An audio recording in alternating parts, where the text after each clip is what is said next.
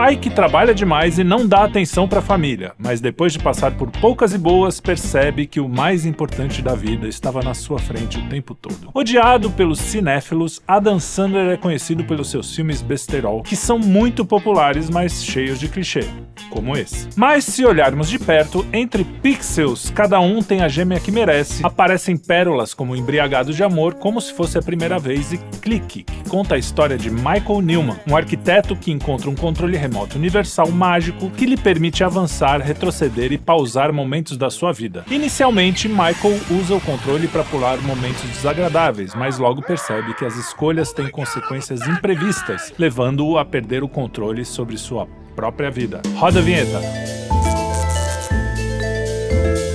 Antes de continuar, eu devo avisar que este programa contém spoilers. Se você decidir seguir, é por sua conta e risco, beleza? Bom, a gente fala aqui no Cine Quinto dos grandes clássicos, sucessos de bilheteria, grandes estreias e também daqueles filmes despretensiosos que muitas vezes têm pequenas gemas escondidas nos seus roteiros, e eu acho que esse é o caso do Clique.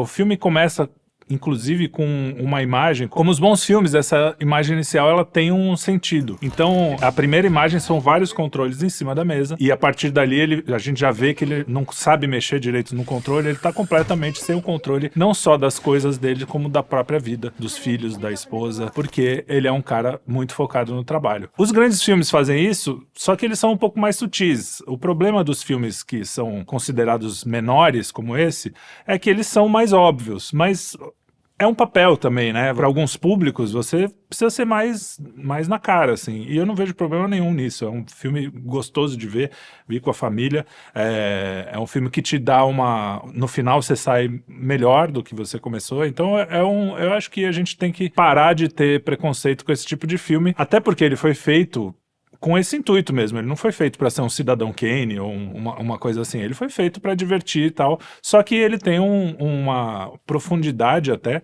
que é maior do que a média dessas comedinhas. E eu acho que o Adam Sandler, às vezes, ele faz isso muito bem. Ele acerta nessa ponte. O Michael, que é o principal, né, que é o próprio Adam Sandler, ele é um arquiteto bem-sucedido que fica dividido entre o trabalho, os filhos e a mulher, né, da família. E quem de nós aqui não quer ter esse controle total da vida, né? Dar uma pausa de vez em quando tem alguém enchendo o saco, ou até passar pra frente. Todo mundo tem um pouco esse desejo, né? O Michael, ele trabalha muito, não tem tempo para as crianças, e esse é o típico clichê hollywoodiano. Assim, deve ter uns 3 milhões de filmes com esse assunto, né? Ah, o pai só vê o trabalho, o homem só cuida do trabalho. Tem aquele que ele volta no tempo do cara, até que eu falei semana passada. Como é que é o nome dele? Não foi semana passada. Aquele cara que tem 200 anos, que o pessoal fala que tem 200 anos. Ator.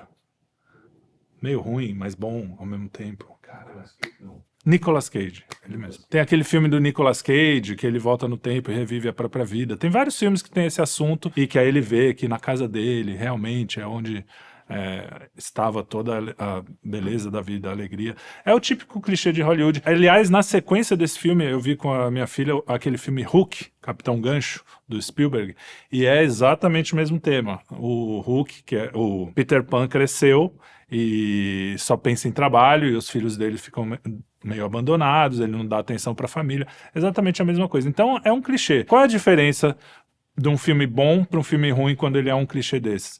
É o jeito que você conta. Eu acho que o Clique, ele conta de um jeito engraçado, eu consegui dar boas, gostosas gargalhadas, ao mesmo tempo leve, consegue falar com um público bem grande. Então, esse é um filme menor, inclusive tem uns símbolos do tipo a Casa na Árvore. Quando apareceu a Casa na Árvore, que ele não fez a Casa na Árvore, eu tinha certeza absoluta que no final do filme ele ia estar velho e não tinha feito a Casa na Árvore ainda. Enfim, é exatamente o que aconteceu. Então, essa, como eu falei, é a diferença entre os filmes mais pop, assim, mais rasos, vamos dizer, não sei se é a palavra, mas eles são mais óbvios, assim, a pessoa mais atenta, quando vê um símbolo no filme, você já percebe o que vai acontecer. Tem um detalhe nesse filme que fala muito dos tempos que a gente vive, né?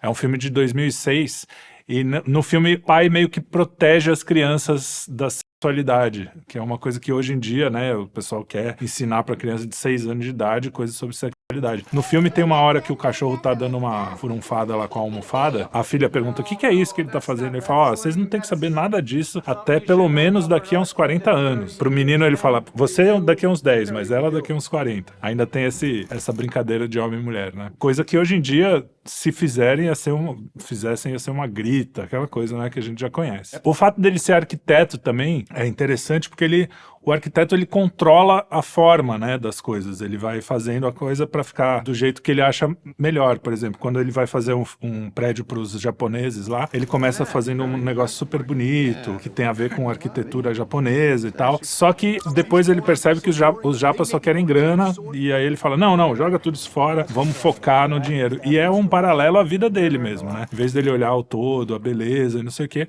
ele simplesmente vai ignorar o negócio e focar no dinheiro, vai focar na grana, que é o que acontece na vida dele. Então, apesar de ser um filme bobinho, ele tem vários detalhezinhos assim bacanas. Bom, como eu disse, ele foca no trabalho, então ele deixa de fazer qualquer coisa pelo trabalho, porque só que é orientado numa coisa boa, que ele quer dar o melhor para os filhos, ele quer dar o melhor para a esposa, mas isso é desregrado, esse é o problema, não é o problema ele trabalhar, né? Então tem até uma piada boa que ele fala, quando o chefe dele chega, tem que fazer um projeto para os caras, são os japoneses e tal, ele fala, beleza, eu vou sair no feriado de 4 de julho com a minha família e na volta eu faço. Ele fala, não, na volta não, você tem que fazer agora. Ele fala, cara, os japoneses não esperam nem o peixe cozinhar, você acha que eles vão esperar você sair no feriado? Então, tem essa coisa dele focar no trabalho e deixar a família em segundo plano. O trabalho é uma forma masculina de mostrar amor. Esses filmes, eles pecam um pouco por isso, né? Eles mostram muito essa coisa do pai ausente, não sei o quê, que tá focado no trabalho, mas não mostram que isso também é uma forma de um homem demonstrar amor em casa, né? Ele tentar prover, tentar fazer a coisa. Claro que não pode ser desordenado, mas quando ele tá trabalhando, ele tá mostrando o amor. Não é porque ele não tá lá aquela coisa do pai, né? O pai e mãe, que fica lá em casa o dia inteiro e tal, e aí meio que deixa o trabalho pra lá. Também não é um bom pai.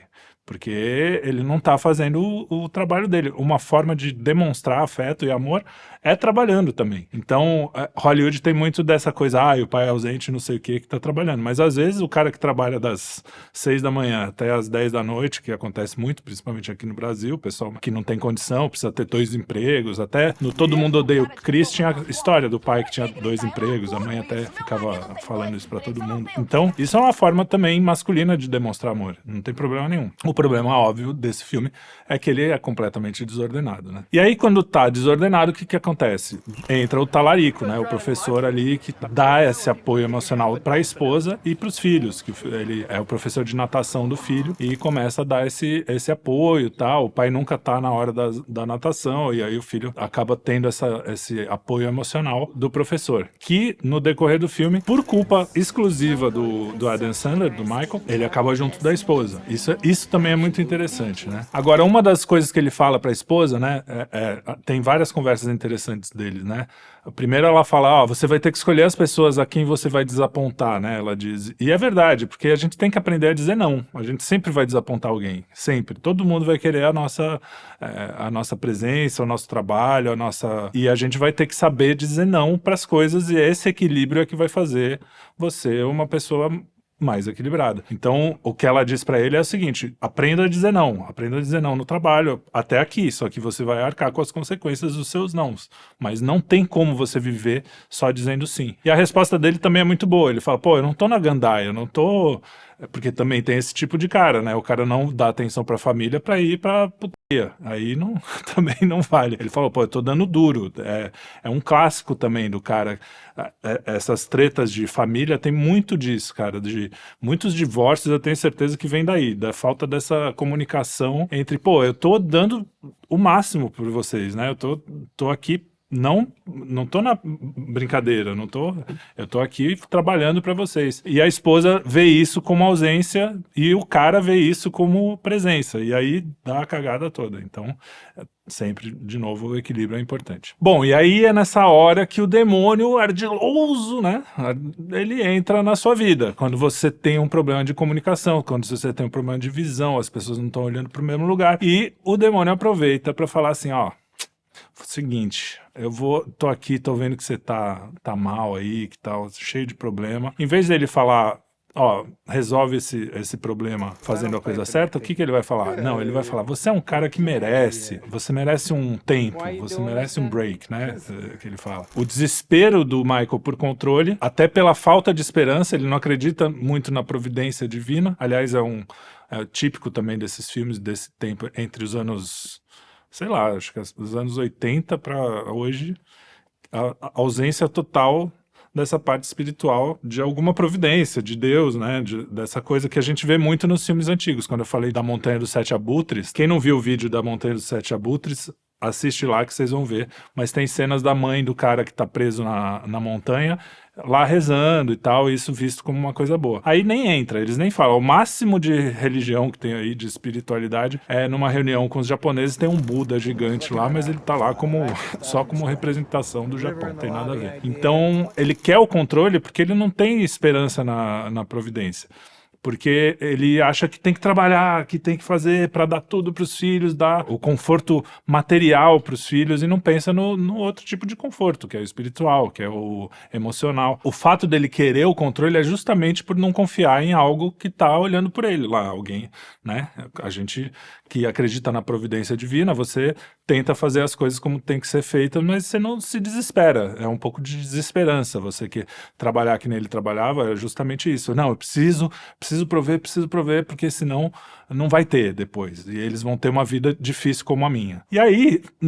Até desafinei. E aí... tem essa história da vida fácil, da inveja que ele tem do vizinho. Aliás, se você reparar, o Michael, ele peca todos os pecados capitais, todos. Vou até ler quais são os pecados capitais aqui e fazer o paralelo com o filme. Gula, por exemplo. No final do filme ele engorda, inclusive, né? Ele é um cara que come compulsivamente. Inveja é a inveja do vizinho, que tem tudo. A grama do vizinho é sempre mais verde, aquela história. Luxúria tem pouca coisa, ele não é um cara muito luxurioso, mas quando ele tá indo pro trabalho com o controle, ele pula a hora do trânsito. Mas aí passa uma gostosona lá, ele dá uma pausa, põe em câmera lenta, é até engraçado a cena, pra ver a gostosona. Preguiça é preguiça de lidar com as coisas da vida, total, né? Ele é totalmente preguiçoso. A avareza é esse medo de não ter no futuro. A ira, inclusive, tem uma cena sensacional, que é a cena do chefe dele. Quando o chefe fala uma bobagem pra ele, ele dá uma pausa e começa a encher o cara de porrada. É uma das cenas mais engraçadas do filme. E o orgulho de não... O orgulho, né? O orgulho é o principal dos pecados que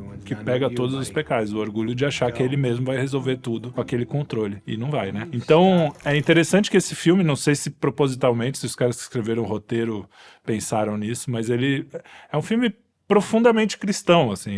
Quando ele pega o clique, obviamente o fruto proibido. O cara fala, não, você vai ter uma vida melhor, eu vou te dar uma coisa, só que, ó, não tem volta, hein? Uma vez que você pegou o controle, você não vai poder devolver. É exatamente a coisa do fruto proibido, ó.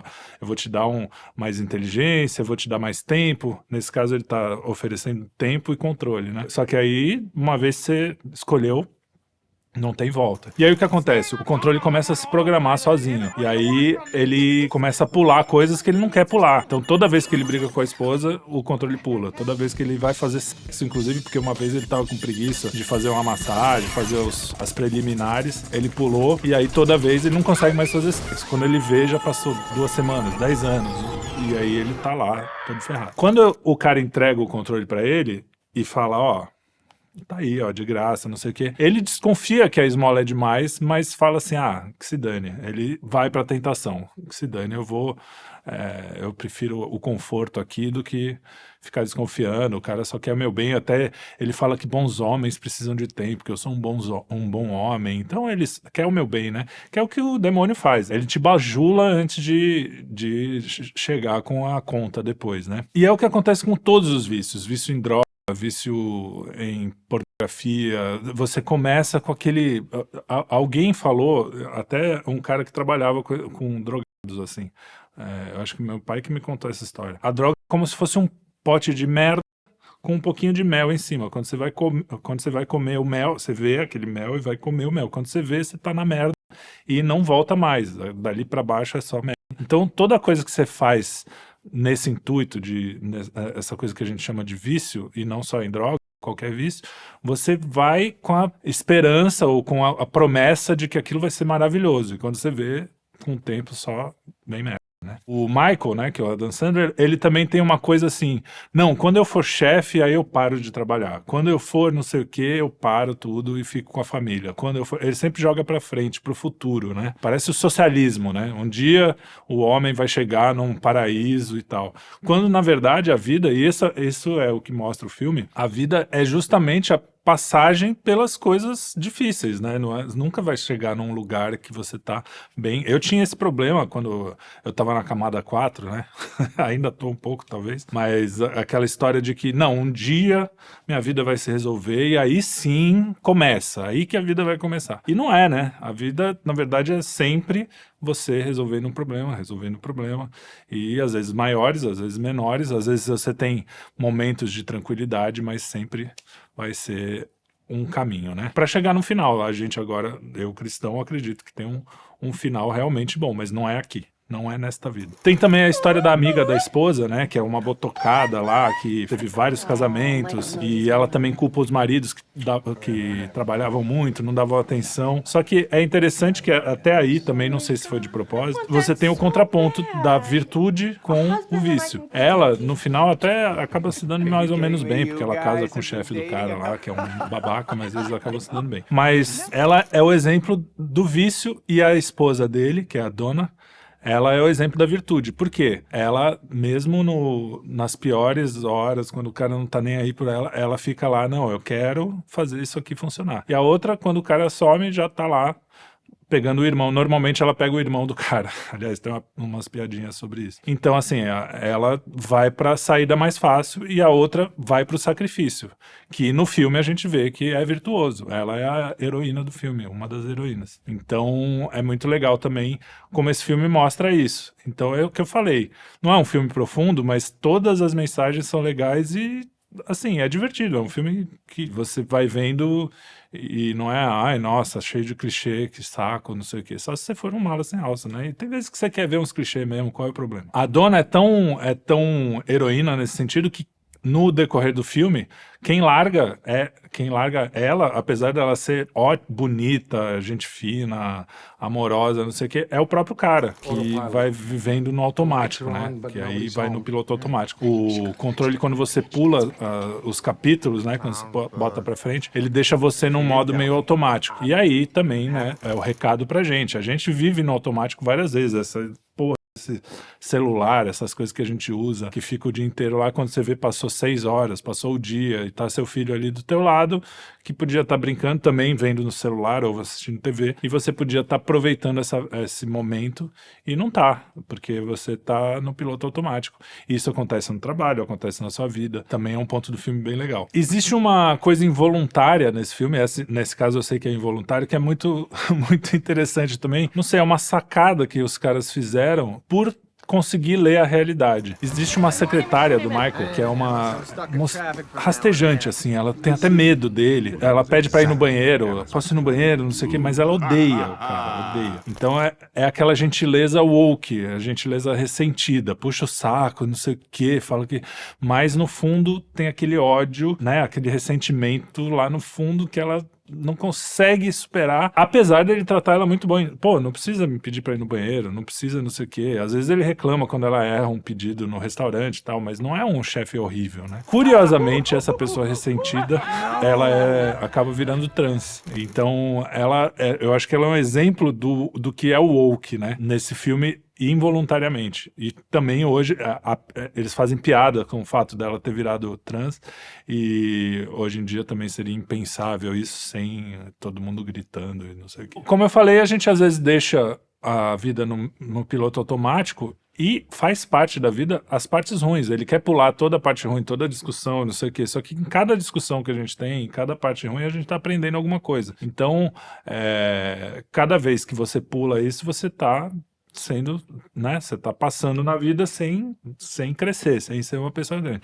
É um papo totalmente coach, né? Esse filme é um filme coach, quase. Tudo bem, né? A gente, como eu falei, de novo, É um filme que você já espera ser um filme bobo, pra você ver na sessão da tarde, pra você ver com a família. Aliás, com a família a partir dos 13 anos, tá? Pra quem é mais sensível. A minha filha tem 11, a gente ainda assiste, eu dou um papo, mas tem umas coisas meio sexuais assim que às vezes você fica meio sem jeito. Então, quem é mais sensível a essas coisas, a partir dos 13 anos é mais recomendável. O que não precisava, porque é um filme legal pra molecada um pouco mais nova, né? Eu achei uma bobagem do Adam Sandler forçar tanto nessa área aí, mas é típico também dos filmes dele. E aí, quando ele começa a usar o controle, vem a empolgação do vício, aquela coisa do mel ali que eu falei. O cara vem, realizado no trabalho, consegue dar conforto material pros filhos. Só que os filhos não se sentem realizados, a esposa não se sente realizada. Por quê? Porque não é o conforto material que eles querem a presença do pai, eles querem conforto emocional, eles querem outras coisas, né? Tem uma hora até que ele olha pro controle, abraça a mulher assim com o controle na mão e fala, eu te amo, ela acha que é pra ela, mas ele tá falando que é pro controle. É quando a gente tem esse apego aos nossos vícios, né? Basicamente é esse apego que ele tem ao próprio vício. E aí o Morty, que é o anjo que entrega, eu não sei se eu cheguei a falar isso, é um cara que entrega o controle pra ele, que é o demônio, né? É um anjo, ele até fala depois no final do filme que ele é um anjo, e ele entrega o controle pra ele, e uma das falas dele é assim, você sabe um cereal que tem um duende lá, você lembra do duende? Ele vai buscar o pote de ouro, sempre tá buscando o pote de ouro, só que no final, quando ele chega lá, é só cornflakes, é só cereal.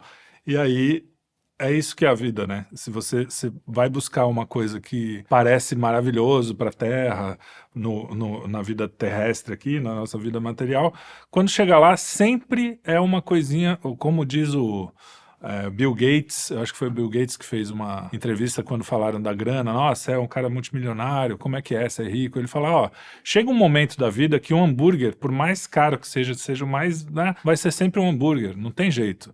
Tem até um momento que te dá um conforto material, não sei o quê, mas dali pra cima você não vai chegar em lugar nenhum, não vai ter nenhuma realização. Por isso que muitos desses caras acabam indo pro Tibete, fazendo umas loucuras assim, largam tudo, né?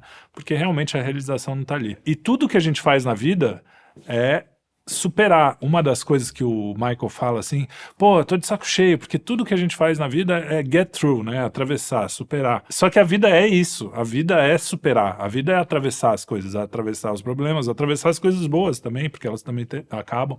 Então, ele tá simplesmente abrindo mão de viver, basicamente é isso, né? Uma das características dele é que ele não aguenta ver os filhos sofrer, é aquele pai meio protetor, quer dar tudo pros filhos e não sei o quê. E o Francisco Scorsese, no seu Travessia, que é o curso, é uma espécie de curso que ele dá, que é muito legal, aliás, para quem quiser. Ele diz isso, que os pais, eles sempre vão errar, não tem como o pai acertar. O único pai perfeito é Deus, né? Então, o pai sempre ou vai dar amor de mais ou amor de menos. Então, esse equilíbrio é que a gente tem que também buscar em relação aos filhos. A gente precisa, às vezes, fazer os caras andarem sozinhos, ver eles sofrerem e não dar a mão tão fácil assim quando você vê que eles conseguem passar por aquilo, né? Você precisa dar a mão, obviamente, quando eles precisam, mas quando você vê que dá pra ir, eles vão sofrer um pouco, mas vai funcionar, é uma dificuldade de todos os pais, isso, né? Pelo menos os pais que se importam. E quando eles começam a crescer, que é outra coisa do filme mostra bem, parece que você perdeu a infância, né? Que aquele tempo passou rápido demais. Todo mundo fala isso, né? Passou muito rápido. E todo mundo tem essa sensação de que passou muito rápido. E olha que eu convivi bastante com meus filhos, tive muita essa coisa, mas hoje eu vejo a molecadinha mais nova assim, eu falo, nossa, que saudade. Realmente passa muito rápido. Aliás, se você tem filho pequeno, toda vez que você tiver de saco cheio, trocando fralda ou fazendo comida, não sei o quê, lembra que realmente, eu sei que isso é mais um clichê, esse programa todo vai ser de clichês, mas passa rápido mesmo, e é muito legal você, de vez em quando, parar, olhar aquilo ali e falar, isso aqui tá acontecendo, que legal que eu tô aqui, que eu tenho essa possibilidade. Bom, quando o Michael percebe a cagada, ele tenta mudar, né? E aí não tem mais jeito, porque já passou demais, o controle já tá descontrolado, ele vai perder o controle, isso é outra coisa.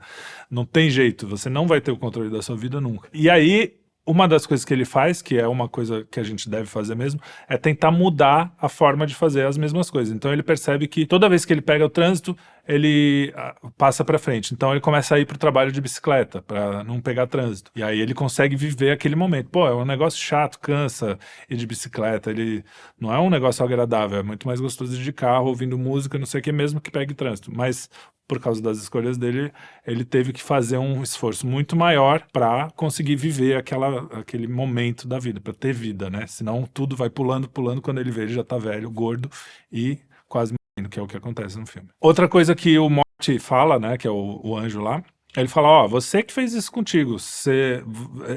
No final do filme, quando tudo isso começa a acontecer, ele começa a perceber que ele tem responsabilidade sobre os seus atos, né? Como todos nós. Então, não foi o demônio que fez aquilo. O demônio só falou, ó, se você quiser, eu tenho um jeito mais fácil de você viver aí.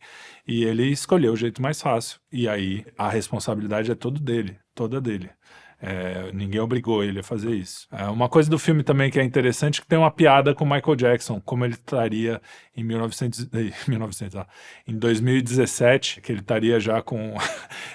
seria o primeiro homem a clonar a si mesmo e estava processando ele mesmo por pedofilia. Era uma piadinha assim. E, infelizmente, é uma piada meio triste, né? Porque o Michael Jackson morreu antes disso. Na época, eles não sabiam. Enfim, quando ele percebe que tem responsabilidade pelos atos, ele começa a perceber que perdeu o tempo da vida dele. O tempo é um fator fundamental nesse filme, né? Ele fala sobre isso, basicamente. Fala sobre tempo, sobre paternidade, inclusive a relação dele com o pai é muito importante, a relação dele com os filhos, né? Essa ânsia de ter as coisas, de dar tudo para os filhos, vem de um trauma de infância não causado pelo pai, porque o pai é um cara meio ripão, assim, não tá nem aí, e com as coisas materiais, e os amigos dele só querem andar com o pessoal que tem mais grana, e ele fica meio traumatizado.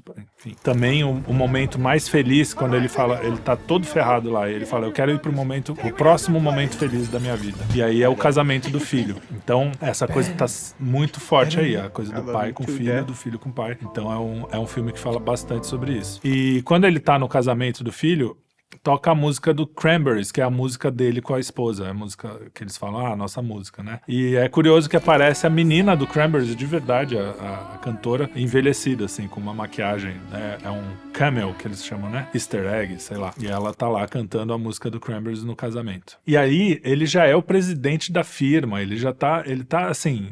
Na parte profissional, ele é o cara. O filho dele já tá seguindo os passos do pai e tal. E tá chegando a cometer os mesmos erros. Isso é importante. Nessa hora, que o Morty, lá, o anjo fala que é um anjo. E a gente não sabe que tipo de anjo, né?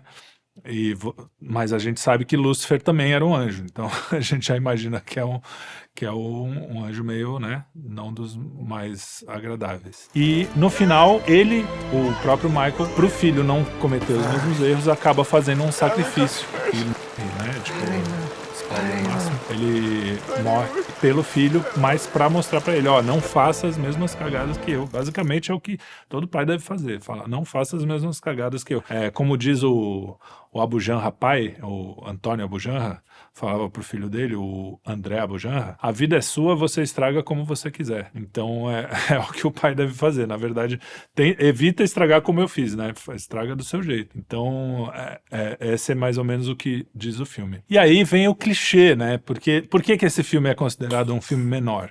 E deve ser mesmo. Porque tudo é muito dito com todas as letras. A frase final, praticamente, do filme é ele falando pro filho, família vem primeiro. Um filme bom, você fala isso, só que de outra forma, você fala indiretamente, não sei o quê. Por isso que eu falo, realmente é um filme, não tô falando que ele é um poderoso chefão, tá? Mas é um filme legal de ver, só isso. Nesse momento, ele acorda de novo na loja onde ele ganhou o controle. E aí a gente pensa, pô, tudo um sonho, né? Clichê, que nem Alice no País das Maravilhas, que nem vários filmes também, bem clichê. Aliás, a gente pode fazer um paralelo desse filme com um filme que esse sim é um filmaço. Pra mim, se não for o melhor filme da história, tá entre os 10 certamente, que é A Felicidade Não Se Compra. Só que é o contrário, na Felicidade Não Se Compra, ele olha tudo, a falta que ele fez, né, o quanto ele fez o bem na vida. Nesse aqui ele vê tudo que ele fez de cagada. Mas é mais ou menos a mesma história. E a mesma história também do Conto de Natal. A mesma história, são histórias que se repetem. Aliás, o Northrop Frye fala que todas as histórias já foram escritas e estão na Bíblia. Esse filme, por exemplo, é a história do pecado original, né? O cara escolheu lá, o controle seria a maçã, a cobra. É bem óbvio, né, nesse caso. Mas no final, como em A Felicidade Não Se Compra, ele percebe que a vida dele não mudou nada. Nada, absolutamente nada. Ele dormiu, acordou no mesmo lugar, então a vida continua a mesma. Quem mudou mesmo foi ele, olha só. Coach total, né? Mas é isso aí. Mas é uma boa mensagem, principalmente para pessoas de 13, 14 anos, que é mais ou menos quem vai ver o filme, se você quiser assistir com seus filhos. Ou seja, tá tudo ali já. Ele já tinha família, já tinha uma mulher ótima, já tinha filhos maravilhosos, todo mundo, só que ele tava achando tudo horrível. Ele tava no maior estresse do mundo. E aí ele olha para a mesma vida e fala, meu, que legal. Por que eu falo que é um filme cristão? Além dessa história do pecado original, a gente diz que Cristo faz nova, né, todas as coisas. E quando ele faz o sacrifício para o próprio filho, ele tá fazendo um sacrifício cristão, né? Tá falando, eu vou morrer por você. E quando ele acorda, ele vê as mesmas coisas renovadas. Então eu acho que é um filme, assim, que tem toda a mensagem cristã. E é um filme que fala de família, a família vem primeiro. Ou seja, é um filme que a gente acha que Hollywood não faz, mas em 2006 fez um filme desse. Então também a gente tem que tomar cuidado, falar, Hollywood é assim.